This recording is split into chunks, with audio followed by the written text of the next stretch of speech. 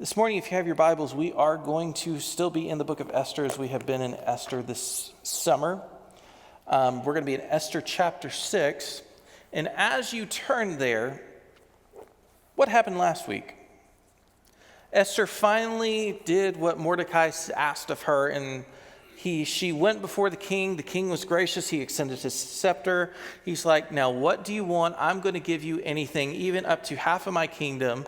And you know, if Esther really wasn't worried about saving her whole people and all that, put that on the back burner for a second. Imagine the king telling you, you can have whatever you want, even up to half the kingdom. You would feel pretty great.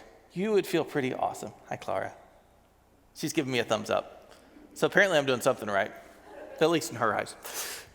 And so she goes to the king, and so Esther's like, I want to invite you to a banquet, and I want you to bring Haman.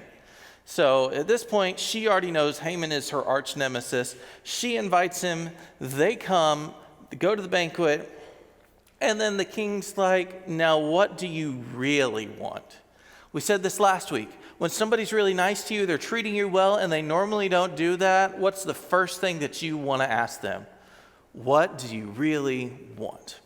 She's like, I want you to come back for another banquet, and then I'll tell you. And he's like, okay. And she's like, Haman, you come too. And so we left last week that Haman leaves the banquet. He's about to go home, and then everybody's bowing to him as he comes by. They think he's the greatest thing since sliced bread, mostly because he ordered them to, and if not, he would kill them. So that kind of helps. But then there's Mordecai. Mordecai doesn't do it. Haman gets mad. He goes home. He tells his whole family, you know, everything's great. The queen invited me to a banquet with just her and the king. I mean, Haman really thinks that he is the hottest stuff of all the hot stuff.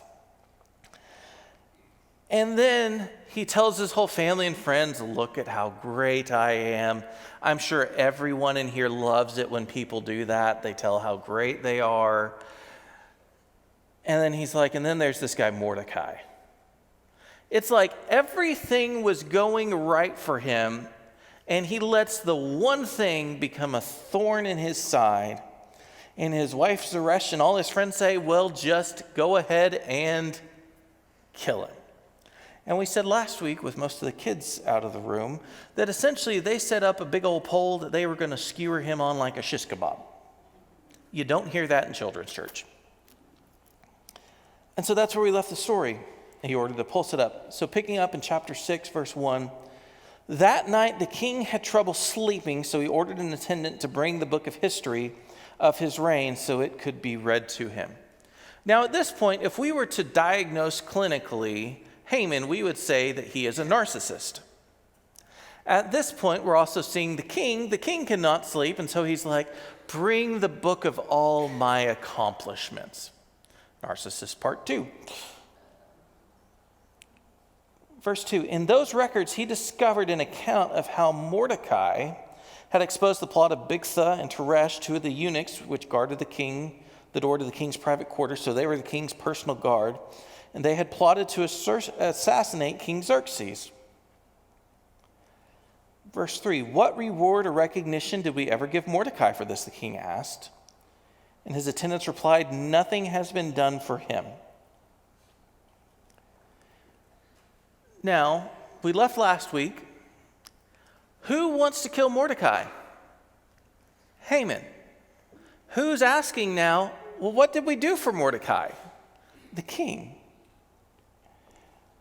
Verse 4, who is that in the outer court? The king inquired, and it happened that Haman had just arrived in the outer court on the palace to ask the king to impale Mordecai on the pole that he had prepared. A little bit of irony about to happen here. So the attendants replied to the king, Haman is in the outer court. Bring him in, the king ordered. So Haman came in, and the king said, what should I do to honor a man who truly pleases me? Haman thought to himself, whom would the king wish to honor more than me? Really narcissistic. So he replied, let's pause right there. If you are already the person who thinks that you're the hottest stuff, and you now think that the king wants to honor you more, take 10 seconds and think about what would you ask for if the President of the United States said, I can give you anything that you want to make you happy. Up to half of the United States, possibly. What would you ask for? Think about that. This is the mindset that Haman is going in with. If the king wishes to honor someone, he should bring out one of the king's own royal robes, as well as a horse that the king himself has ridden, one with a royal emblem on its head. Let the robes and the horse be handed over to one of the king's most noble officials, and let him see that the man whom the king wishes to honor is dressed in the king's robes and led through the city square on the king's horse. Have the officials shout as they go, this is what the king does for someone he wishes to honor.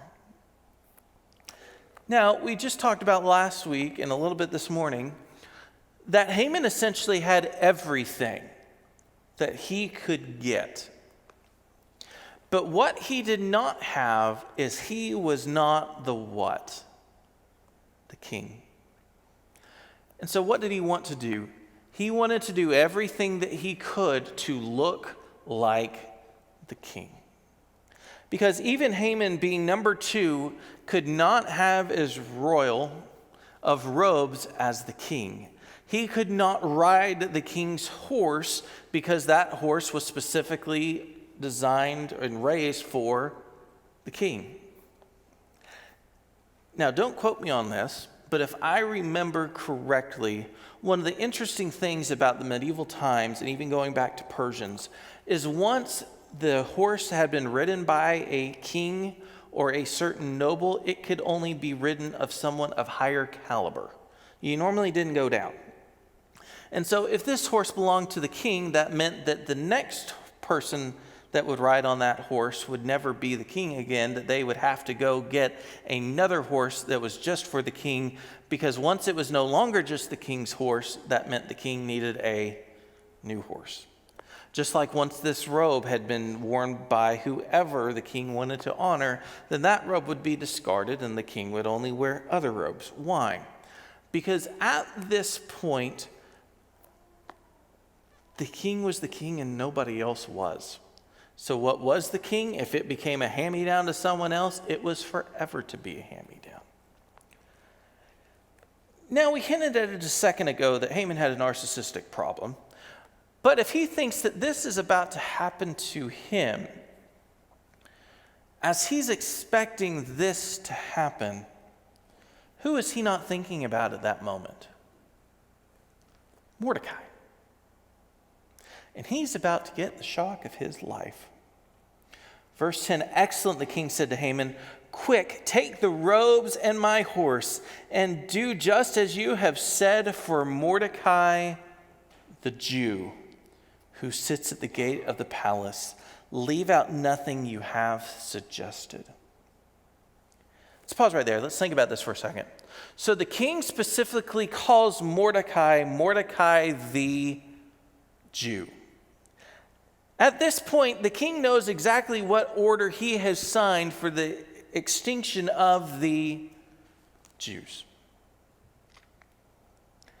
But yet the king's still going to honor him. So at this point, everything is going about in the king's mind and in the royal palace's mind and all the nobles' mind as normal until the execution date of the Jewish people.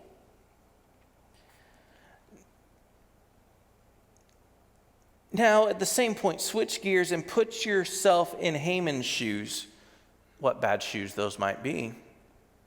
You've just said to the king, hey, I want you to do this and this and this because this is about to be for me.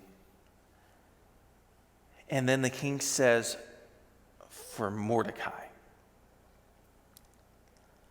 What would you be thinking at this point? Would it be anger? Would it just be, did he really just say that? All of the above, or even worse?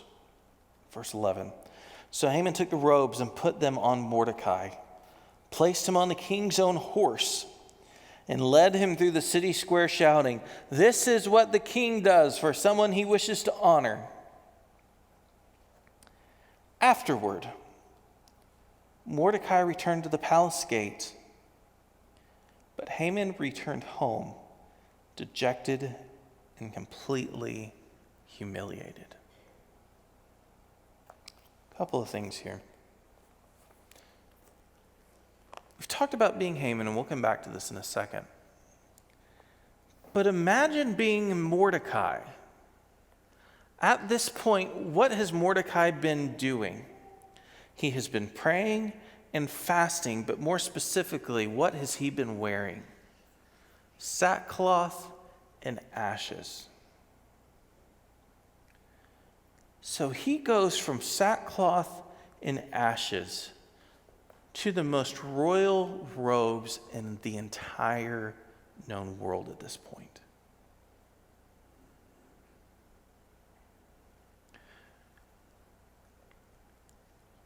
You can almost read into this, and I wish Esther covered this, but it doesn't. But you have to wonder if Mordecai knew that God was about to do something great. Because why else would this happen like this? You go from, you know you're about to be killed, you go to your cousin who's the queen and say, go before the king, fast, we're fasting, sackcloth, he's still working at the gate looking like a hobo, essentially what he was. Because before he went to sackcloth and ashes, because he worked at the palace, he would have had nice clothing. But imagine being marched through one of the largest towns, riding the king's horse, wearing the king's robe, with the person who wants to kill you being the one marching you around. You have to think that Mordecai knew that God was about to do something special. He didn't know what, but he knew something was about to happen. And where we just left off here, let's switch gears to Haman. That Haman left dejected and humiliated. Because every single person in the king's service knew that Haman despised who? Mordecai. With a full passion. Talk about someone who has to keep in their anger and try to look somewhat happy, marching your arch nemesis through the streets, saying, this is what the king does for those he honors.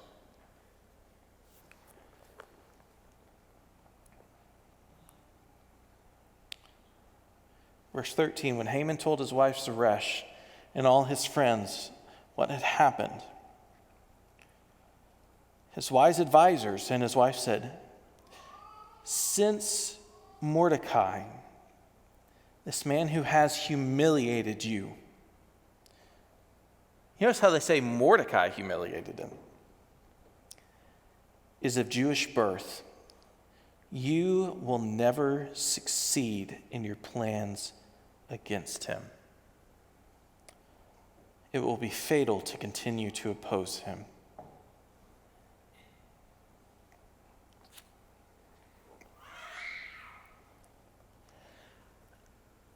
It's almost as if Haman's inner circle knew, the way that our Bibles are designed with chapters and everything, that just a chapter before, these were the exact same people saying, well, go ahead and skewer Mordecai and get him out of the way.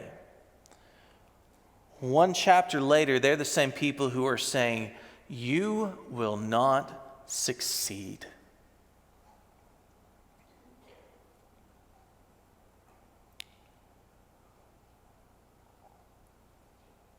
Verse 14, while they were still talking, the king's eunuchs arrived and quickly took Haman to the banquet Esther had prepared. At the end of verse 5, we end that that Haman was bragging that he had been at a banquet with the queen and the king, and now he's just humiliated, and now he's being taken back to another banquet. But at this point, his mindset has totally changed. He went from thinking everything is good besides Mordecai to hot stuff to now, I was just humiliated. To now everybody that was for my plan is all of a sudden against my plan. And then he's whisked away real quick.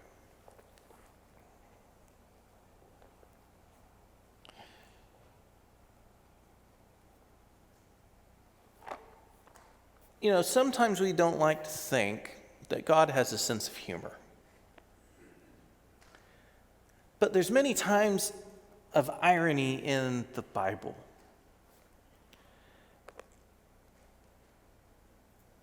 But I want us to go back, think when you were little. When you heard the story of Esther, it normally starts out this way. The king, Vashti didn't listen to the king. King got rid of her. King searched all over the empire, found Esther. Esther comes in. Haman says he wants to kill all the Jews. Mordecai goes to Esther, which we talked about, that's not how this actually happened. But that she goes to the king, she tells the king. But normally one of the things that's missing out of children's versions of things, one is all the gory stuff, which happens sometimes. But two, it's not as detailed.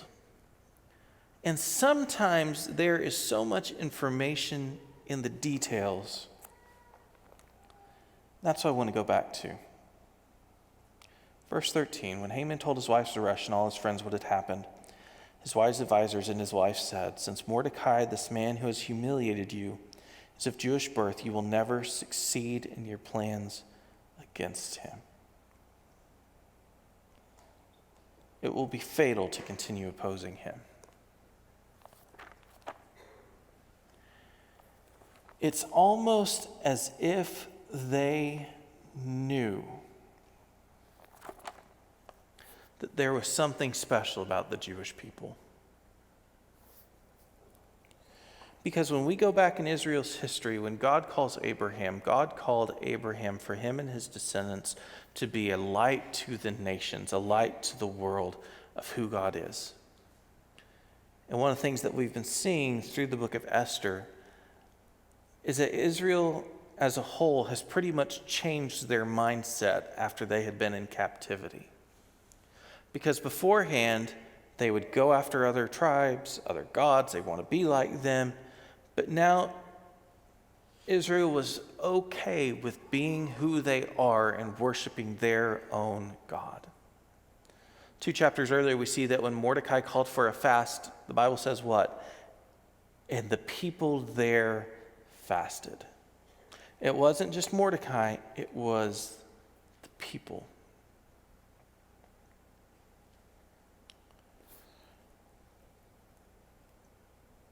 But there's also something else that I want to pull out of this week. People who do not know God and Jesus like we do, even they know when something is about to happen. There's just no way to describe it. There's no way to explain it. There's also something when something miraculous happens that there's no other way to explain it. You know, I've often said sometimes it takes more faith to believe there isn't a God than there is one. Creation testifies about it. We see God work in people's lives, and it's hard to discount and disprove things that actually happen in other people's situations and other people's lives. But at this point, his advisors who just said the day before, literally 24 hours before, we'll just kill him, are now like, don't do it. Because it sets up this next part.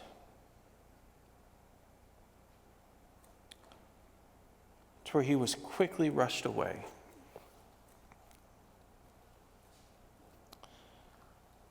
Chapter 7.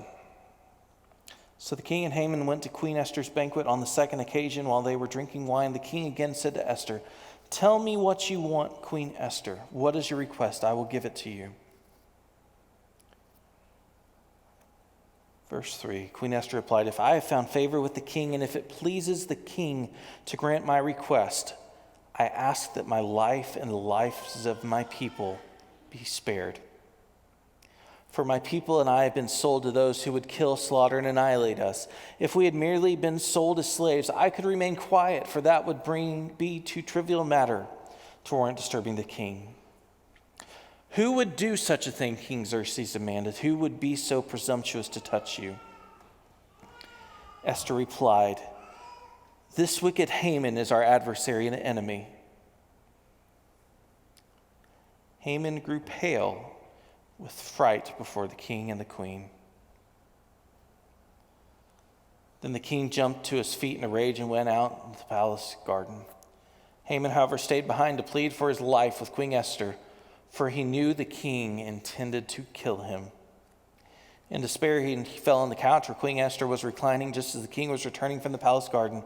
The king exclaimed, "Will he even assault the queen right here in the palace before my very eyes?" And as soon as the king spoke, his attendants covered Haman's face, signaling his doom. Then Harbona, one of the king's eunuchs, said, "Haman has set up a sharpened pole that stands 75 feet tall in his own courtyard. He intended to use it to impale Mordecai, the man who saved the king from assassination." "Then impale Haman on it," the king ordered. So they impaled Haman on the pole he had set up for Mordecai, the king's anger subsided.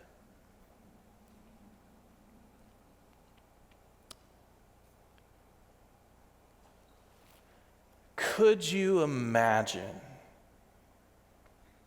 the reaction that would have actually taken place in Haman's mind? I mean, it would have been one thing to find out that he had wanted to kill Mordecai, but the king would have thought, "I just honored him and you want to kill him."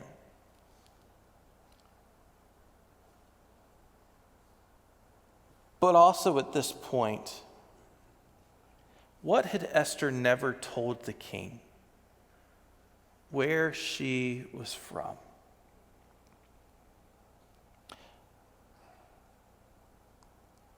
Because when Esther said, "He wants to kill, slaughter my people," it would have snapped for the king that Esther was a Jew.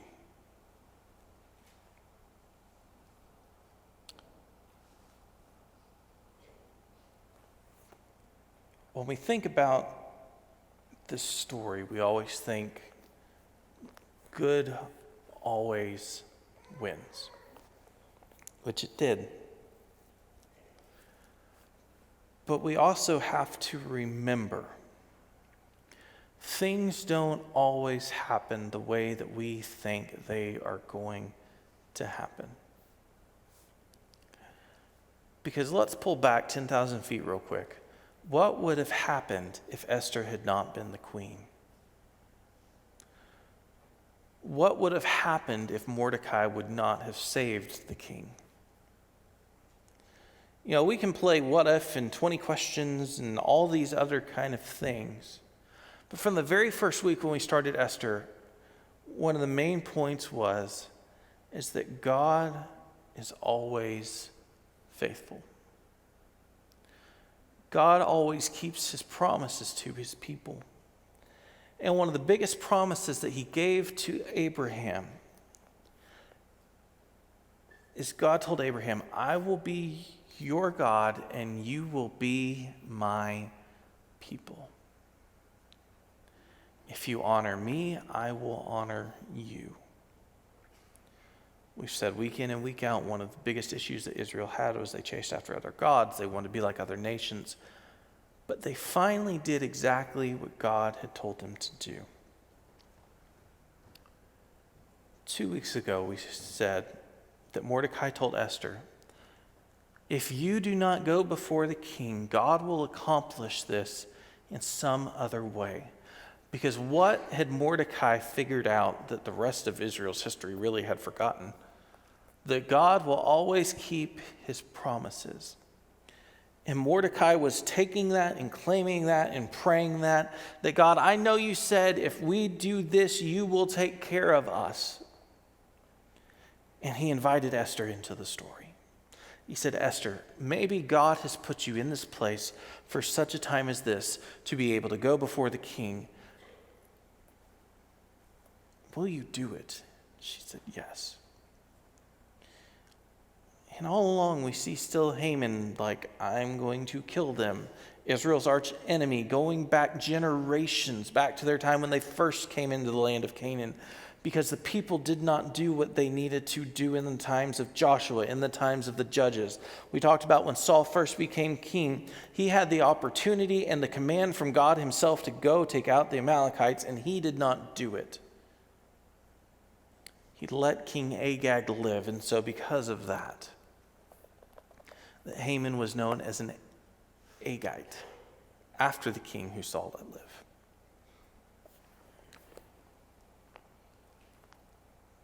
And so Haman gets his own in the end. Now, originally we weren't going to go into chapter 7 today, but I was like, we're going to pull an audible and we're going to go ahead and go into chapter 7. Because you almost just can't leave it at the end of chapter 6 because you know exactly what's about to happen. But over the next 2 weeks, as we finish out Esther, we're going to see that God just didn't stop Mordecai from being killed, but that he was going to make sure that the entirety of his people were redeemed. Because Mordecai being saved and Haman being impaled isn't the end of the story. Because we've seen God's faithfulness so far, but it's about to blow up even more, and it's the part that the Jewish people still today still celebrate. So just because we got to this part doesn't mean we're done with Esther yet. We still got 2 more weeks of good stuff. But man, God is always faithful to his people if they honor him. It's like we prayed before we opened our Bibles today. God will restore America if his people pray. Same for the Jewish people. God will honor and lift up and restore the Jewish people if they will honor him. Because imagine, and we're going down what ifs again, if the Jewish people wouldn't have honored God. Imagine if they would have just said, oh, we're going to succumb to our fate, here we go. But they didn't. But we can see the drastic change that happens when God's people pray and when God's people honor him the way that they are supposed to. Because nothing is impossible for him. It just takes us actually doing what we're supposed to do. The question is, and it's the same question that we talked about 2 weeks ago, will we step into what God is calling us to do?